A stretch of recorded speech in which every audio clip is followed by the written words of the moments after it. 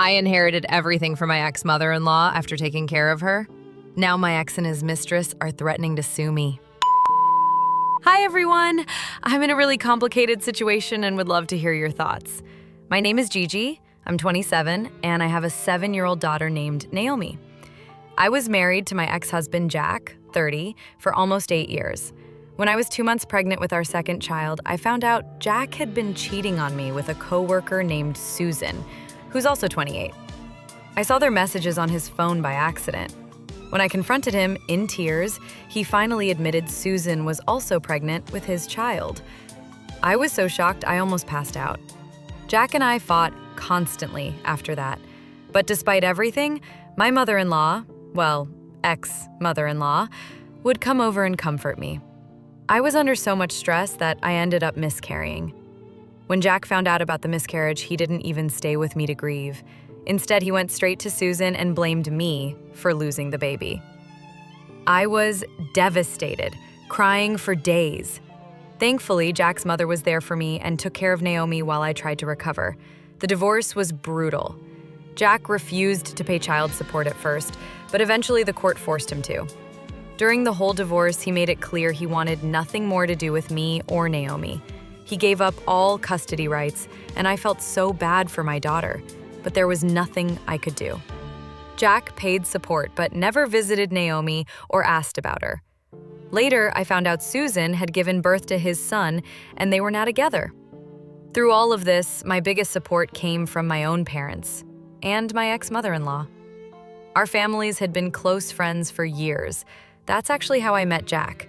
We got to know each other through our families and started dating later. When Jack's mom found out he'd cheated, she was furious. She openly supported me, constantly fighting with Jack over the affair, and eventually cut him off completely. She promised never to speak to him again, and she kept that promise until the day she died. Not even when Jack begged her to meet his new son did she change her mind. Susan was always jealous that Jack's mom saw me and Naomi as family, but didn't acknowledge her or their child. When Jack's mom came to stay with me, her relatives criticized her harshly. Jack's dad had passed away years ago, so the extended family pushed her to forgive Jack, saying he was still her son and she should rebuild their relationship, especially for the sake of her grandson. But she stood firm. When Susan gave birth, Jack's relatives took his side completely. They never once asked how I or Naomi were doing. The divide grew so deep that they stopped inviting Jack's mom to family events just to be able to include Jack and Susan, because she refused to go anywhere they were present. I felt sorry for her being cut off like that, but she reassured me constantly, telling me I was like a daughter to her and that she didn't care about the rest of the family's opinion. I was deeply grateful. It's rare to find that kind of love and loyalty from a mother-in-law. I suggested that she move in with us permanently so I could take care of her around the clock.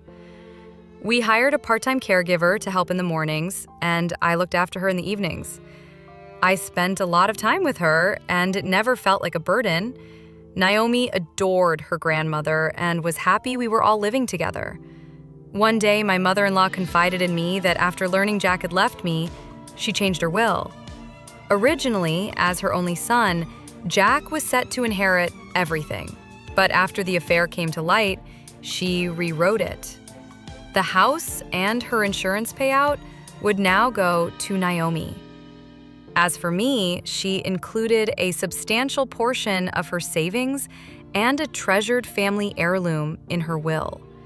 She explained it was a gesture of respect and trust, and asked me to keep the heirloom safe and eventually pass it on to Naomi, so a part of her could live on in our family. It meant so much to me. According to the will, Jack was to receive her car and his father's entire art collection. Naomi's share of the money would remain in my care in a trust until she turned 18. If anything happened to me, my parents would take over the responsibility. I was stunned. It felt good to know that she appreciated us and wanted to secure Naomi's future. I offered several times to have her reconsider and include Susan and their child in the will. I told her I wouldn't hold a grudge. Susan was Jack's wife now. But she firmly refused and said that in her heart, I was Jack's true wife, even if we were divorced, and everything should rightfully go to Naomi as the legal child of that marriage. I understood her decision and respected it. All this time, Jack never once called or asked about his mother's health. I wouldn't have minded if he'd wanted to visit her, but he clearly didn't care. One day, my mother-in-law had trouble breathing, and I rushed her to the hospital. I was terrified for her life. While my father stayed with Naomi, my mom and I spent the entire night at the hospital praying she would be okay. Thankfully, she was eventually discharged. After that scare, I didn't want her to pass away without making peace with her son.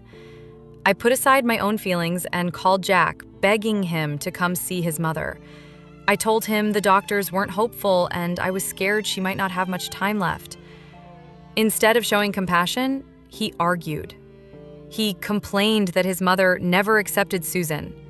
I pleaded with him to set aside his pride for her sake.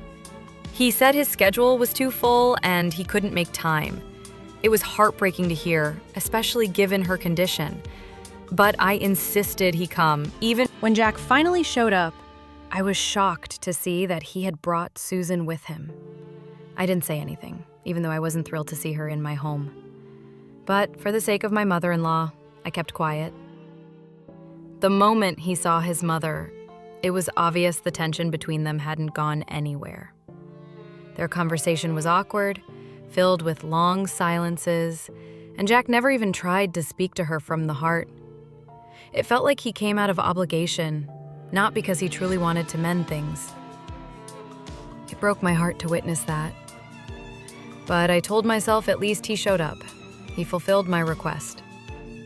When my mother-in-law realized Jack had brought Susan and their baby, she became visibly upset. I reassured her, saying I didn't mind, as long as they were there to support her. She was incredibly weak, bedridden, and barely able to move, so she had no choice but to accept the situation.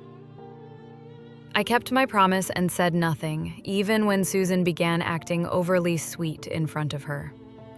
At one point, when my mother-in-law said she didn't want to see Darren, Susan reminded her that he was her grandson too. I quietly left the room to give them some privacy and to check on my daughter, who was clearly upset. Seeing her father again had saddened her deeply, especially because Jack hadn't even acknowledged her. From the kitchen, I noticed Susan step outside into the yard to make a phone call. Through the open window, I could hear her laughing and complaining about being dragged to visit Jack's mother. Then I heard her say that Jack had assured her his mother would leave everything to him, and that they were just visiting for appearances. One last time before she passed.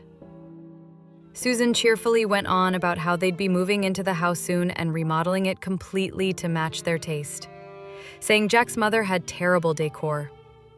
Worse still, she said she would remove every photo of me and Naomi as soon as the house became theirs. I froze, hearing such cruel words. Susan kept talking about changing the furniture, repainting the walls, and even redesigning the backyard so there wouldn't be a single trace of Jack's mother left in the home. I felt sick. It was clear now that all her kindness had been an act. She didn't care about Jack's mother's health or final days. All she cared about was the inheritance. It hurt deeply to see that, but I stayed quiet. I didn't want to upset Jack's mother in her fragile state. Besides, Jack seemed convinced that the will hadn't been changed and that everything would go to him and his new child. I didn't feel the need to correct him. If he couldn't even acknowledge the daughter he already had, Naomi, then he could deal with the consequences of his indifference. Neither he nor Susan ever learned the truth about the will. It weighed heavily on my heart, knowing Jack's mother likely didn't have much time left and that she had intentionally chose to leave everything to me and her granddaughter. She had told me more than once that this was her way of punishing her son and Susan for their betrayal. She herself had been devastated by her father's infidelity as a child, and she couldn't bear to watch her son repeat the same mistakes, destroying the life of his own daughter in the process. She wanted Naomi to always feel loved even after she was gone. Not long after, her condition rapidly worsened and she passed away last week. I handled the funeral arrangements as neither her relatives nor Jack and Susan offered to help. I wanted her to have a dignified farewell. My parents helped me choose a beautiful casket and a peaceful place for the ceremony.